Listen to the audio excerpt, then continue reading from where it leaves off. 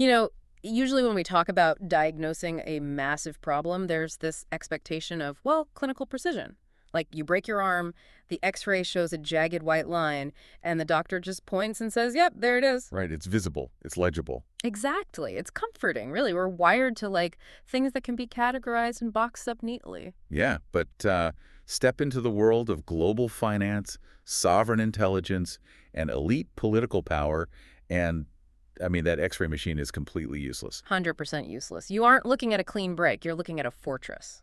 But the walls of this fortress aren't made of stone. They are constructed out of like millions of pages of legal documents overlapping multinational jurisdiction. How many directors, digital shadow layers, yeah. Right, and somehow that paper fortress is stronger than steel. It is the absolute definition of diagnostic muddy waters.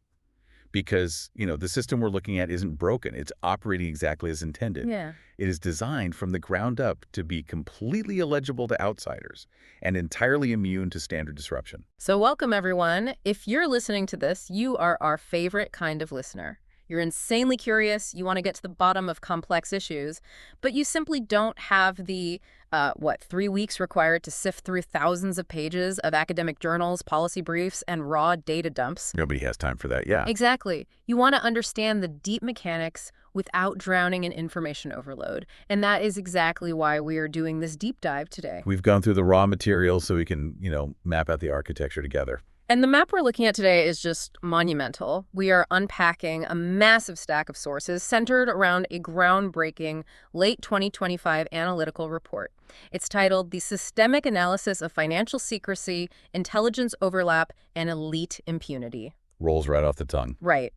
Now, before we really get into the gears of this machine, I need to set a really clear boundary for our analysis today, because the sources we're diving into cover incredibly politically charged events. Well, absolutely. They draw from this grand index of 192 entities, and it implicates figures from across the entire global political spectrum. I mean, we are talking about the Bush family, the Clintons, Vladimir Putin, various global intelligence agencies, multinational corporate titans. It spans the globe and crosses literally every ideological line. Exactly.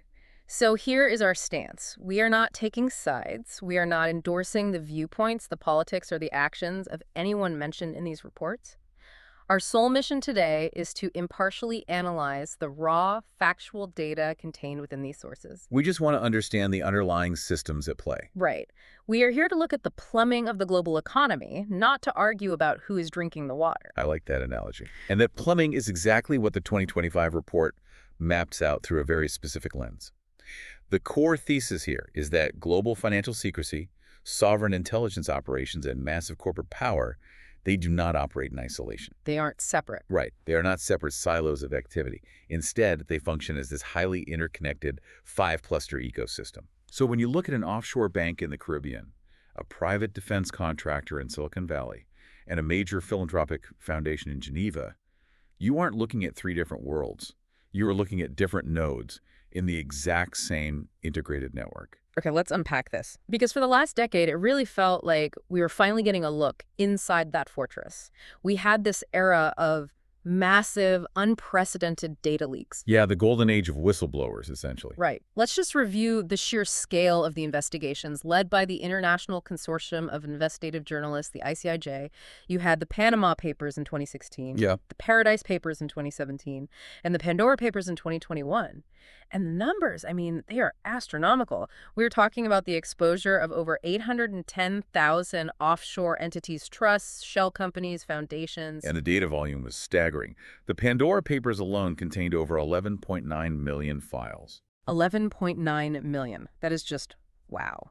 Revealing an estimated $32 trillion of hidden wealth and implicating over 35 world leaders. So when this data dropped, the public expectation was that heads would roll. It felt like a global reckoning. It did. But the 2025 report introduces this phenomenon called the Prosecution Deficit Paradox. The Prosecution Deficit Paradox. Right, because despite exposing $32 trillion, the actual consequences were completely asymmetrical. Okay, what does that mean in practice? Well, the 2025 joint meta-analysis by the ICIJ and the Tax Justice Network tracked the enforcement outcomes across all those massive leaks. And what they found is that on the financial side, governments were actually quite successful. Civil and tax recoveries reached about 12 to 18% of that estimated hidden wealth. Okay, so governments recouped billions in back taxes and administrative fines. That sounds good. It does, but when you look at the criminal prosecution rate for the identified ultimate beneficial earners, the actual human beings directing these massive offshore networks, it remains exceptionally low. We are talking about an estimated 1 to 3%. Wait, really? 1 to 3%. So out of every 100 billionaires or political figures caught hiding assets, maybe 2 face criminal charges. Precisely. And this asymmetry creates the paradox. You have massive financial recovery, but almost zero individual criminal accountability. It reveals a dynamic the report defines as structural immunity. Explain how structural immunity functions in this context, because it sounds like the system just acts as a shield for the individual. That's a perfect way to visualize it. Paying a civil fine has simply evolved into a license fee. It is now factored in as a routine cost of doing business for elite networks. Wow. Consider the math from their perspective. If you hide $1 billion offshore for 10 years, generate massive untaxed yields, and then eventually get exposed in a leak, you might get hit with a $150 million fine. Right. But if you don't go to jail and your core assets aren't seized, that fine isn't a deterrent. It is a highly profitable business model with a built-in manageable tax for the rare instances when you actually get caught. It's like pulling a weed but leaving the root network completely intact. You snap off the visible top, the garden looks clean for a week, but the underground network is already growing 3 new shoots. The soil hasn't changed at all. Exactly. Let's look at a specific example from the sources to ground this. The South African state capture loop. The report categorizes localized corruption networks like this under Cluster Third. Yeah, the South African case study is a phenomenal, contained example of this paradox playing out in real time. Remind us what state capture means there. For context, state capture in South Africa refers to the systemic political corruption, where private interests, most notably the Gupta family, heavily influence the state's decision-making processes. They effectively repurposed state enterprises for private gain. And the fallout from that was massive. South Africa went through significant institutional reforms to clean it up. They even split the state security agency in early 2025 to prevent intelligence abuses. Right. And financially, they had a major victory. By July 2025, they had recovered nearly 11 billion rand. Which is a tremendous financial recovery on paper. It stabilized state institutions. But look at the criminal accountability side. The National Prosecuting Authority, the NPA, has only secured 12 state capture-related convictions. 12 out of all that. Yeah. Now, the sources note that there are 41 new dockets enrolled for trial in 2026, so there's undeniable forward momentum. Sure. But as of the 2025 analysis, 12 convictions against 11 billion rand recovered.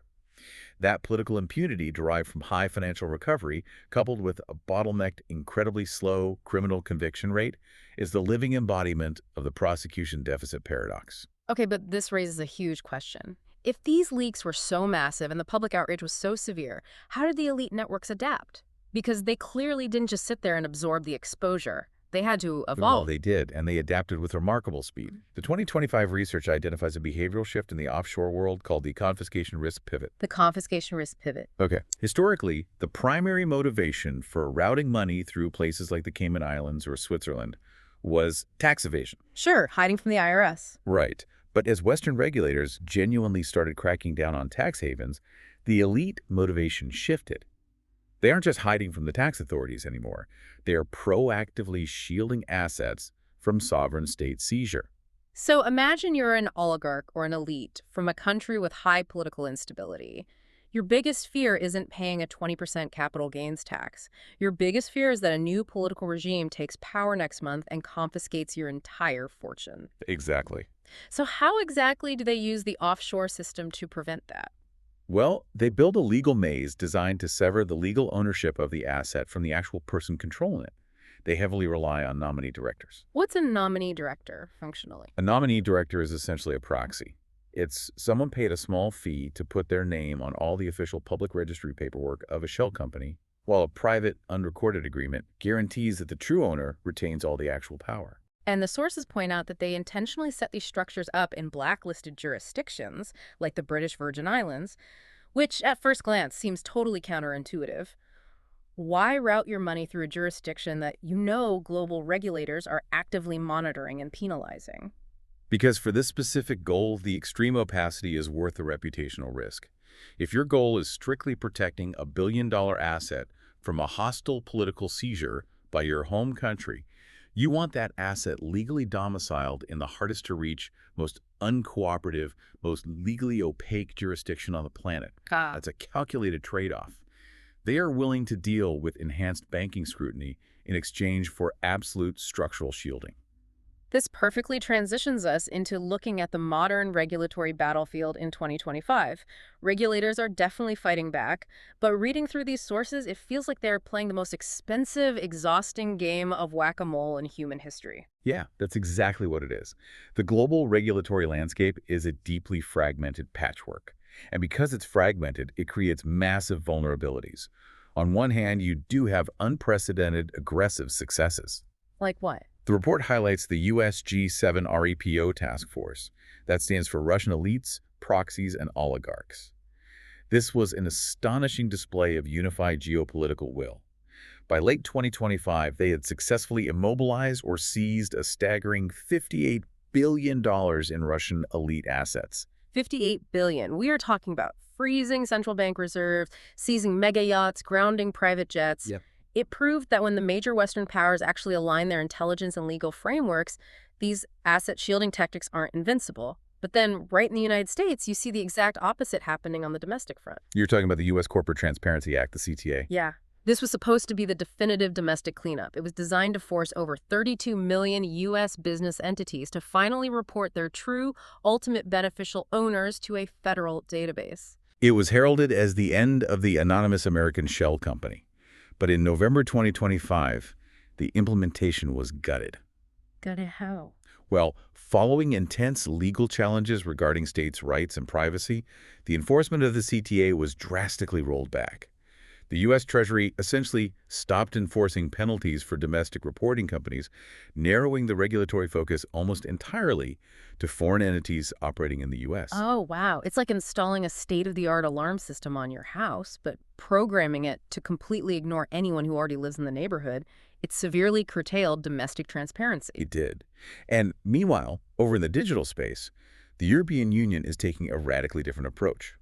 What's fascinating here is how the EU recognized that the offshore network was migrating into the digital shadow layer. Crypto and all that. Exactly. So they implemented the Transfer of Funds Regulation, the TFR, alongside the markets in crypto assets, or MiCA rules, and they went hard. They enforced a zero threshold on crypto asset service providers. Meaning what, exactly? Meaning, furthermore, if you have an unhosted wallet, meaning a private crypto wallet you hold on a USB stick or your own hard drive, not on an exchange, and you interact with a regulated provider for over 1,000 euros, that provider is legally mandated to verify your true identity. They're aggressively trying to eradicate digital anonymity. And contrast the EU's approach with what China is doing. Because China launched the digital yuan, the ECNY.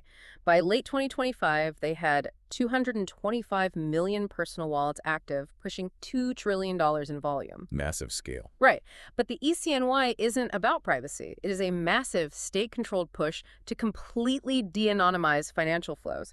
It is the exact opposite of the Western offshore model. Under the ECNY, the state has granular, real-time visibility into every single transaction. The irony is that while Europe regulates and China surveils, the illicit capital simply flows around the obstacles. This is the core mechanism of regulatory arbitrage. Capital's fluid. Exactly. It moves to the path of least resistance. Let's look at how jurisdictions play against each other. In 2024 and 2025, the United Arab Emirates realized that beating on the FATF gray list, the Financial Action Task Force's list of jurisdictions under increased monitoring for money laundering risks, was hurting their global investment appeal. Right. Bad for business. They wanted to prove to the global financial watchdog that they were no longer a haven for dirty money. So they went on a massive enforcement campaign. They purged their system, liquidating over 4,200 shell companies that were linked to opaque golden visa schemes. Right. They cleaned house to get off the gray list. But at the exact same time, in October 2025, the British Virgin Islands got added to the gray list. Yeah. So as the UAE closes a door, the capital simply shifts its legal domicile back to the Caribbean or to another emerging node. And this arbitrage creates a devastating disparity in law enforcement targets because the report brings up Interpol's Operation HAECISI-6 in 2025. It was a massive, highly successful operation. They recovered $439 million in cyber fraud. Which is fantastic for the victims of cyber fraud. It is. But then you look at the macro numbers. $439 million is literally a rounding error compared to the estimated $8 to $10 trillion in annual systemic illicit flows moving through these elite networks. Yeah, the scale difference is just absurd. We have a law enforcement apparatus that is incredibly sophisticated at catching victim-facing cybercriminals, the people running ransomware, or phishing scams. But that same apparatus is structurally inhibited from dismantling the trillions of dollars managed by the white-collar offshore industry. So what does this all mean? We have a global landscape where elites treat international law the way you or I might treat traffic. Okay. If Europe is cracking down on crypto, you simply reroute to a traditional trust structure in a Caribbean jurisdiction.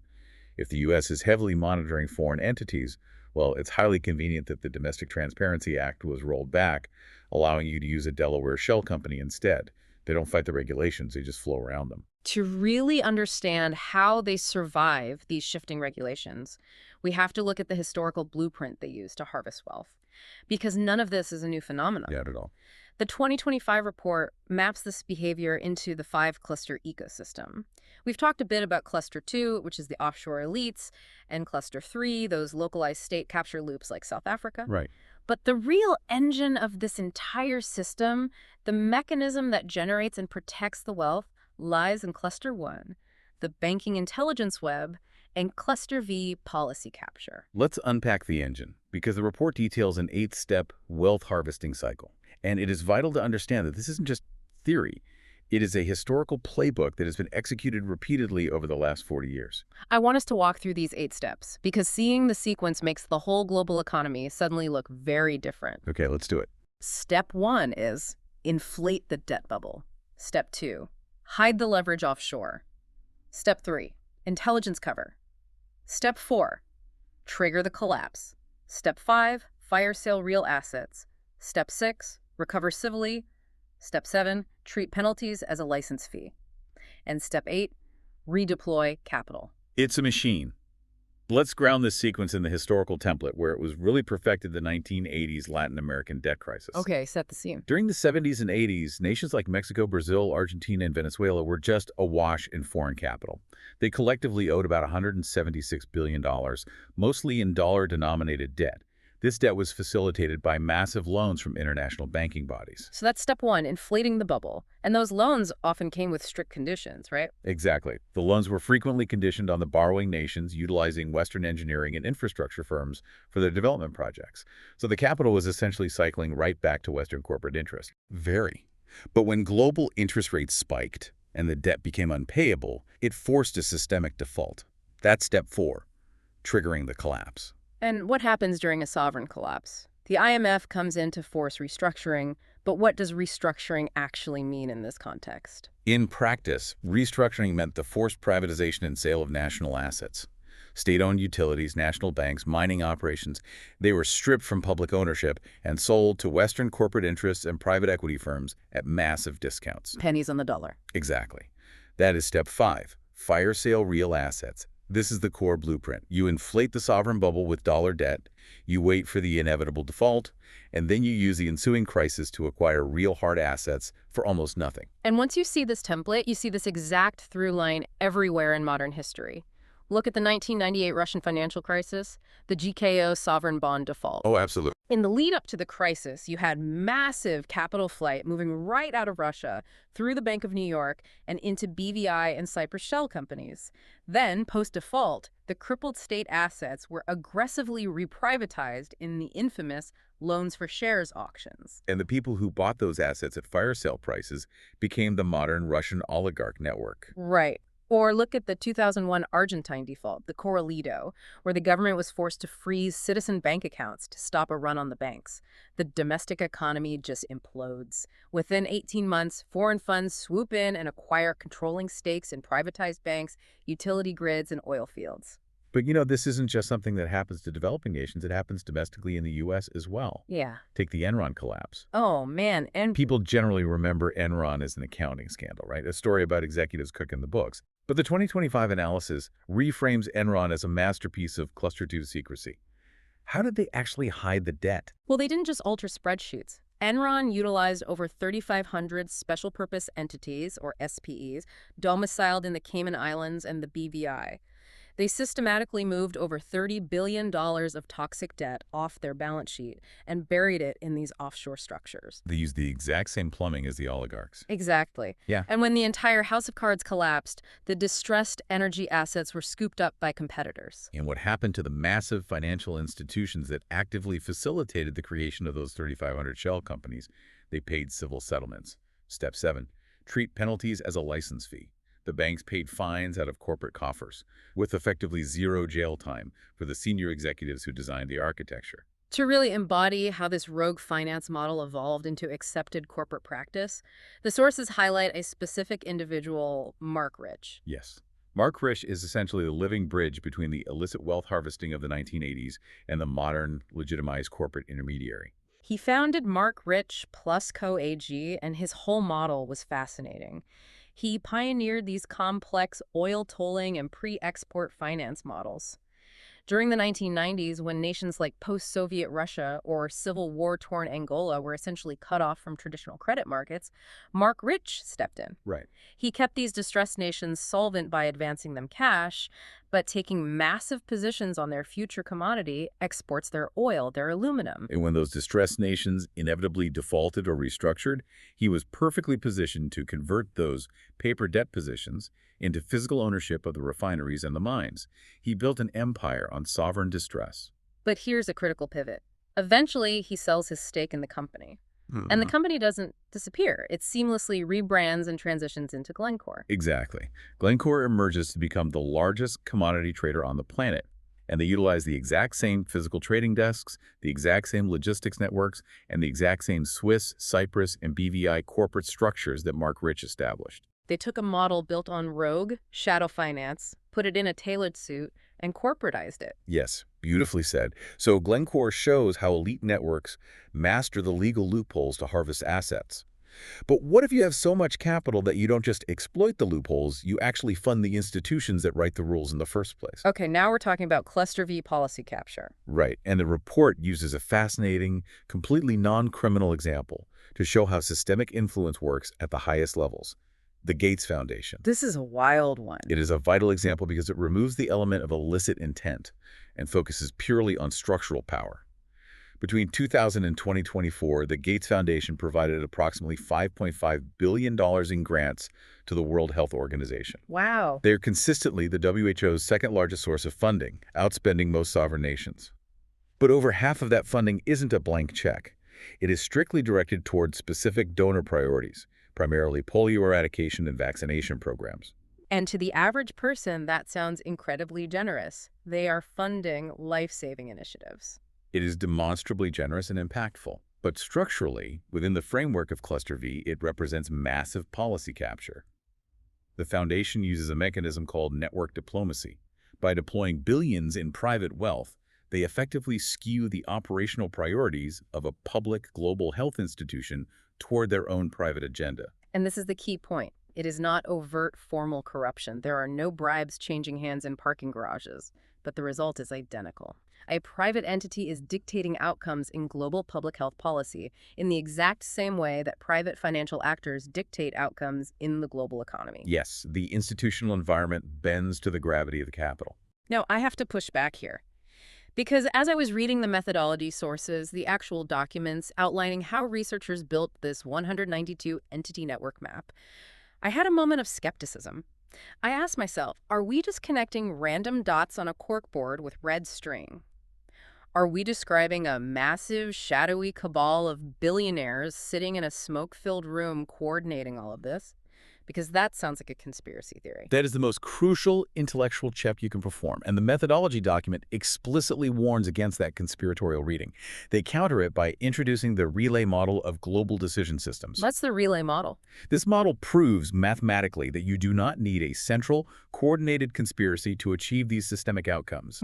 What you have instead is an ecosystem of deeply aligned incentives, overlapping institutional environments, and intense personnel continuity. The revolving door on steroids. Explain how the relay model actually works in practice. Think of it like a relay race where every runner is moving in the same direction because the track is angled that way.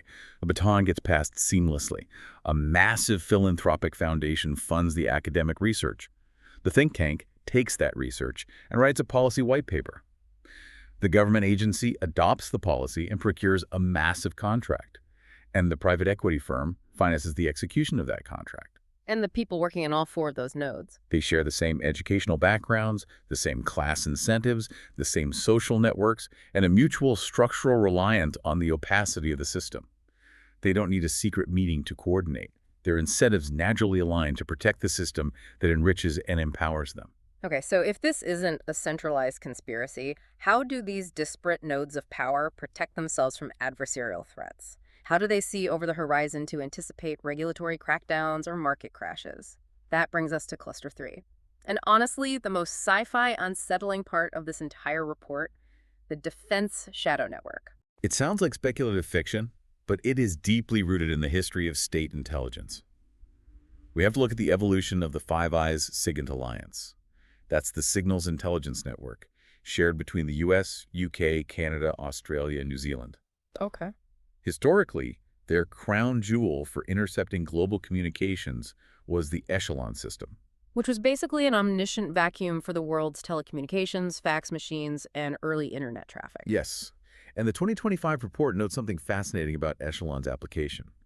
During the 1992 European exchange rate mechanism crisis, when George Soros famously broke the Bank of England, and during the 1997 Asian financial crisis, Echelon wasn't just looking for military threats. What was it doing? It was actively monitoring real-time capital flight and speculative market positions.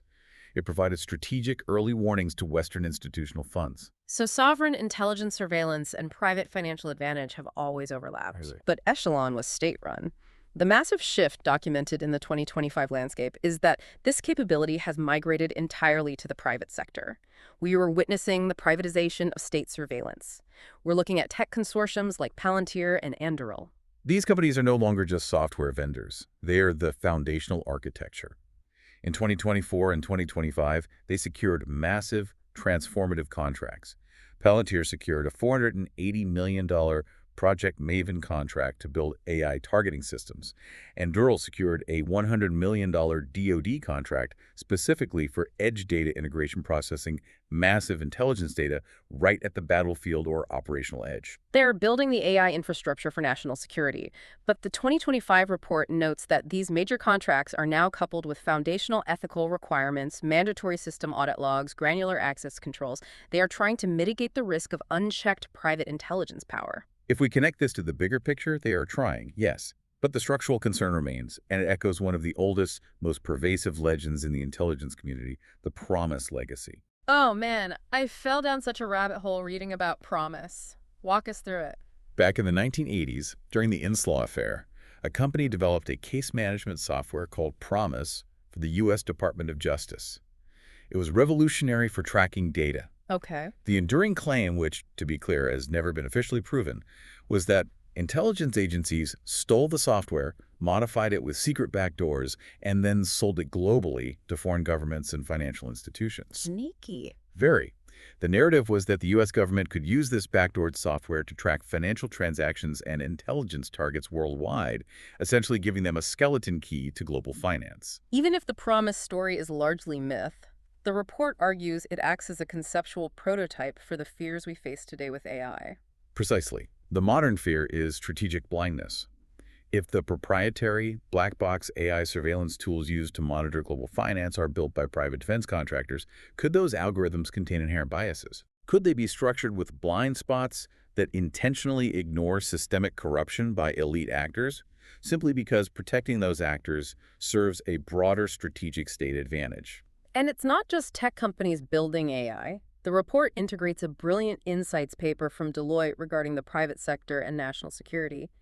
They analyze how the government actually leverages the private sector using two distinct methods: active collaboration and passive collaboration. Active collaboration is traditional and visible. The government signs a contract with Boeing to build a jet, or they sit at a table with bank CEOs to discuss sanctions.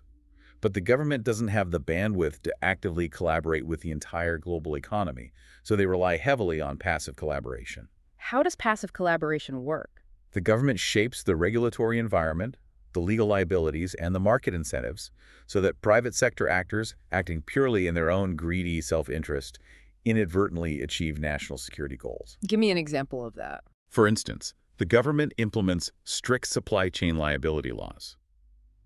A venture capital firm suddenly realizes that if they accept investment from an adversarial foreign state, they might face crippling compliance fines. The VC firm doesn't inherently care about national security. They care about their bottom line. Sure. But out of self-preservation, they screen out the foreign money. The result: the government gets a secured supply chain without ever signing a contract. But the terrifying part is that this mechanism works in reverse. Elite networks also use passive collaboration to build their structural immunity. And here is where the data gets incredibly revealing. There was a specific update in the 2025 sources analyzing the Epstein-Wexner nexus. Oh, yeah. It detailed how Jeffrey Epstein's early career connected to figures from the 1980s Iran-Contra affair. But the data point that demanded attention was the structural analysis of his company, Southern Trust Company. Registered in the U.S. Virgin Islands. Right. It claimed to be a DNA database and cutting-edge genetics firm. This classification allowed it to secure massive tax exemptions from the local government, but investigators found it had no actual lab, no real scientific workforce. It functioned purely as an opaque financial vehicle, designed to maintain his lucrative banking relationships after his 2008 criminal conviction. It was a shell. But here's where it gets really interesting. When the researchers ran a rigorous mathematical network analysis on the 192-entity global decision system, mapping out all the financial, political, and intelligence connections, Southern Trust Company generated a centrality score of 0.0180. And to put that number in context, the U.S. Department of Defense had a centrality score of 0.0151. Wait, mathematically, in this specific network model, a fake genetics firm outranked the Pentagon as a central node. Yep. How is that even mathematically possible? How does a shell company with no employees exert more structural gravity than the entire U.S. military apparatus? To understand that, we have to look at a concept in graph theory called betweenness centrality. When people think of a powerful network node, they think of the node with the highest sheer volume of connections, like the Department of Defense. Right, a massive hub. But betweenness centrality doesn't measure how many connections a node has. It measures how often a node sits on the shortest path between other, entirely disconnected parts of the network. The indispensable middleman. Exactly. The DoD has thousands of connections, but they are highly clustered within its own defense ecosystem. Southern Trust Company, however, acted as a structural broker. It sat exactly in the narrow, critical gap connecting illicit financial flows, elite personnel networks, and institutional legitimacy. It was the bridge between worlds that legally and socially shouldn't touch. That makes perfect sense. It's not about being the biggest node. It's about being the toll booth between the shadows and the legitimate market. If you remove the DoD, the defense sector reorganizes. If you remove the structural broker, the shadow money has no way to enter the light. And this brings us to an incredibly pressing technological horizon that the 2025 report explicitly warns about. If these nodes are mathematical bridges, how long can they stay hidden? This introduces the existential threat of quantum computing. The quantum horizon. This is where the structural immunity of the present collides with the technology of the near future. For decades, the financial secrecy network has relied on advanced cryptography. The encryption securing bank transfers, offshore communications, and digital ledgers is practically unbreakable by classical computers. But quantum computers operate on completely different physics. They will eventually shatter current encryption standards in seconds. Wow. And this is no longer a distant theoretical threat. Right, because in August 2024, the U.S. National Institute of Standards and Technology, NIST, officially published their post-quantum cryptography standards. That was the starting gun. It was. The U.S. government officially recognized that quantum decryption is imminent, forcing an accelerated, panicked global migration to new quantum-resistant algorithms. Yeah. But here's the critical vulnerability for the elite networks, the harvest now, decrypt later threat window, or HNDL. Explain the HNDL attack window. How does someone attack data today using a computer that hasn't been fully built yet? It is brilliantly insidious. State intelligence agencies and highly sophisticated private actors are currently siphoning up massive, incomprehensible volumes of encrypted global financial data. They intercept the communications between the BVI trusts, the Swiss banks, and the nominee directors. But they can't read it. They can't read the data today. It is securely encrypted. But data storage is incredibly cheap, so they simply harvest the encrypted data and store it in massive server farms. They put the lock safe in a warehouse. Exactly. They are harvesting it now, Uh. and they will wait 5, 10, or 15 years until a mature quantum computer comes online. And the moment it does, they will decrypt everything retroactively. Every secret deal, every hidden leverage position, every illicit transfer made today will suddenly be laid bare in the future. That is wild. The HNDL window means that the secrecy of today is fundamentally borrowed against the technology of tomorrow. Which means the entire offshore ecosystem is currently operating on borrowed time. And that is a terrifying prospect for a system reliant on absolute opacity. But until that quantum horizon arrives, how is the network physically constructed to survive today's law enforcement? That takes us into the deep math of structural immunity, because the sources actually provide the mathematical blueprint for how they build the fortress. The source document titled Minimum Stable Network is a brilliant piece of formal network analysis. It asks a profound engineering question. How do you design a network that survives when a highly motivated adversary, like a joint US-EU law enforcement task force, is actively trying to sever your connections and target your most important hubs? To understand their solution, we have to understand how normal networks function. The report discusses a scale-free network. What is that? Think of the global airline industry. It is a scale-free network. You have massive hubs, Atlanta, Heathrow, Dubai, and thousands of smaller regional airports connecting to those hubs. This architecture is incredibly robust against random accidental failures. If a snowstorm closes 50 small regional airports, the global network barely feels it. But it has a fatal flaw. It is incredibly fragile to targeted attacks. If an adversary intentionally takes out the hubs, if you shut down Atlanta, Heathrow, and Dubai simultaneously, the entire global airline network paralyzes instantly. So if you are a global elite trying to hide your wealth, you absolutely do not want to build a scale-free network. If you rely on one massive central bank or one famous lawyer, law enforcement will just target that hub and collapse your empire. Precisely. So the elite network builds something entirely different. They build what mathematicians call a K-regular expander graph. I love this concept. Let's break down what a K-regular graph actually looks like in the real world. In a strict K-regular graph, every single node in the entire network has the exact same number of connections. There is total mathematical degree homogeneity. There are no hubs. No mega airports, just a million identical bus stops. Exactly. Yeah. Translated into the real world, this means the elite network protects itself by homogenizing its legal and financial structures. Every billionaire uses the exact same type of blind trust. They all use the same standardized BVI shell company templates. Copy-paste. Yeah. They all employ the same tier of intermediary law firms like Appleby or the Maples Group. They distribute the legal ownership so evenly across thousands of identical, redundant entities that no single point of failure exists. So when global law enforcement launches an investigation, they are looking for the head of the snake. They want to find the kingpin hub. But when they map the network, they realize there is no head. Because there are no hubs, a highly targeted, expensive law enforcement attack degenerates into a random attack. If every single legal structure looks identical to the thousands of others, you cannot optimize your investigation. You can't strike the heart. You just have to blindly hack away at individual low-level nodes, a shell company here, a nominee director there, and the network easily, effortlessly survives the loss of random nodes. It's like trying to take down a terrorist cell by cutting off the head of the snake, only to realize you aren't fighting a snake at all. You're fighting a fungal network where every single spore looks and acts exactly the same. The fungus doesn't care if you step on a mushroom. The underground mycelium is untouched. And there's a mathematical law backing this up, right? Whitney's inequality. Yes. Whitney's inequality states that the overall connectivity of a network can never exceed its minimum degree, meaning there is no such thing as cheap robustness. If you want your network to survive simultaneous coordinated attacks, every single node must pay the heavy price of maintaining multiple redundant connections. And the elite network is more than willing to pay that price. They pay for their resilience through intense, expensive, highly redundant layers of legal and financial opacity. An oligarch doesn't just hire one lawyer to hide a yacht. They hire a nested Russian doll of law firms, offshore trust providers, shell companies, and nominee directors across 4 different time zones.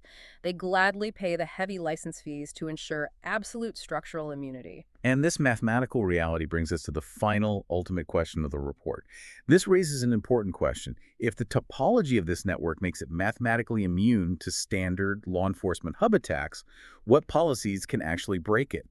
Because the current strategy, playing regulatory whack-a-mole, is clearly failing. This is where the 2025 recommendations come in. And what struck me is that these aren't your standard, toothless, we need more transparency and better reporting talking points. These are aggressive, structural disruptions designed to alter the math of the network. The report outlines 3 major policy pillars for implementation. The first pillar is the creation of integrated intelligence financial task forces.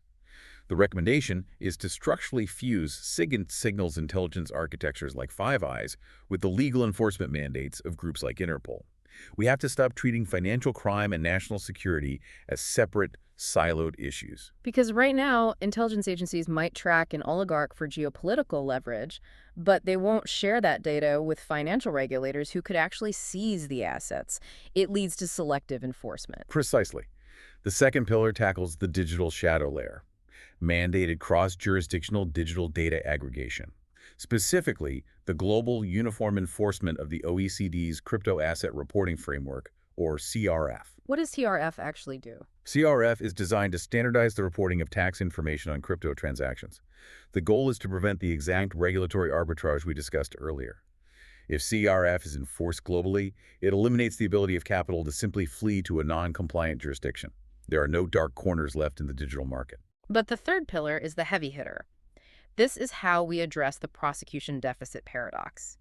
How do we actually introduce personal risk and put high centrality actors in jail? The report offers 4 specific, ruthless pressure points to force criminal accountability. First, mandatory criminal referral triggers in asset return pacts. Right now, when a corrupt regime falls and stolen assets are returned to a developing country, that money often just vanishes right back into the localized corruption loop. Look at the historical example of the Abacha return. Switzerland returned $321 million stolen by the former Nigerian dictator, but there were 0 principal convictions, and much of the money simply bled back into the system. It was performative compliance. Exactly. So the new recommendation is to legally mandate that 30% of all recovered funds must be explicitly ring-fenced to fund the specific prosecution units hunting the individual perpetrators. That fundamentally changes the incentive structure. If you recover $1 billion, $300 million goes directly into the budget of the prosecutors. You are arming the hunters with the spoils of the prey. Second, establish standing cluster prosecution units directly inside the key nodes. Don't investigate from London or Washington. Put mixed, permanent teams of U.S., U.K., and EU prosecutors physically on the ground in the BVI, the Cayman Islands, Singapore, the UAE, and Cyprus. Give them direct, real-time access to leaked data and domestic registries. Third, weaponize the FATF, the failure to prosecute penalty. This is a brilliant piece of systemic incentive design. Under this proposed rule, if a nation successfully recovers over $100 million in corruption proceeds, but fails to indict a single politically exposed person within 36 months, that nation is automatically placed on the FATF gray list. Boom. You can't just collect the massive civil fines, bolster your state budget, and look the other way anymore. If you don't actually put the corrupt politicians or oligarchs on trial, your entire national banking sector gets penalized by the global community. And the final pressure point targets the corporate facilitators, banning corporate deferred prosecution agreements, or DPAs, unless senior executives are simultaneously indicted. Right. A DPA is essentially a deal where a corporation admits wrongdoing, pays a massive fine, and promises to do better, but avoids an actual criminal trial. And historically, the executives who orchestrated the crime just walk away. Right. Banning the standalone DPA directly attacks the license fee mentality. You can no longer just pay the fine out of corporate coffers to make the problem disappear. Yeah. If the corporation is guilty, the executives have to face the music. Compare this to the success of the joint U.S.-Brazil Lava Jato Task Force Operation Car Wash. That investigation didn't just levy fines, they actively pursued and indicted top-tier politicians and corporate executives across multiple countries. It shattered the illusion of elite impunity. Or look at the Netherlands in 2024 with the Wimpelcom telecommunications case, where they successfully pushed for individual executive indictments alongside the corporate penalties. These policies shift the underlying math of the K-regular expander graph. A network built on redundant, identical nodes can survive the loss of corporate entities or the payment of fines. But it cannot survive if the individual human beings maintaining the nodes face genuine personal jeopardy. You have to pierce the corporate veil and target the operator. Wow. We have covered an immense amount of ground today. For everyone listening, I know this can feel incredibly overwhelming. We've journeyed through trillions of dollars in hidden wealth, the evolution of offshore empires, sovereign debt traps, quantum decryption, and deeply complex network graph theory. But I want to remind you of our core mission today. Understanding the system is empowering. Absolutely. The fog is intentional, but it can be lifted. This isn't about surrendering to grand, shadowy conspiracies or assuming a cabal controls the world. It is about recognizing network math, structural immunity, and institutional alignment. When you understand how the machine actually works, how the gears of the corporate intelligence and financial clusters interlock, it stops being magic. It stops being invincible. It becomes legible. And legible systems, no matter how complex or well-defended, can be dismantled. Before we sign off, the expert and I want to leave you with one final provocative thought to mull over. We talked about the defense shadow network, the Palantirs, the Endurals, the proprietary AI systems mapping the globe. Here is the looming reality. The integration of artificial intelligence and quantum computing is going to grant these private entities the power to map these opaque financial networks in milliseconds. They will soon possess the technological capacity to completely see through the paper walls of the offshore fortress. But that capability raises the ultimate defining question of the next decade. Who watches the watchers? If the power to instantly unmask the global elite is increasingly held by private defense tech consortiums, rather than publicly accountable democratic states, are we actually moving toward an era of total, liberating transparency? Or are we simply handing the keys to a new, vastly more intelligent and utterly impenetrable layer of structural immunity? We started today talking about X-rays and diagnostic muddy waters. Maybe the X-ray machine of the future works perfectly. It sees everything. But what happens if only 3 people in the world are allowed to look at the screen? Think about that. Thank you so much for joining us on this deep dive. Stay curious, keep interrogating the systems around you, and we promise to unpack another massive stack of knowledge for you next time.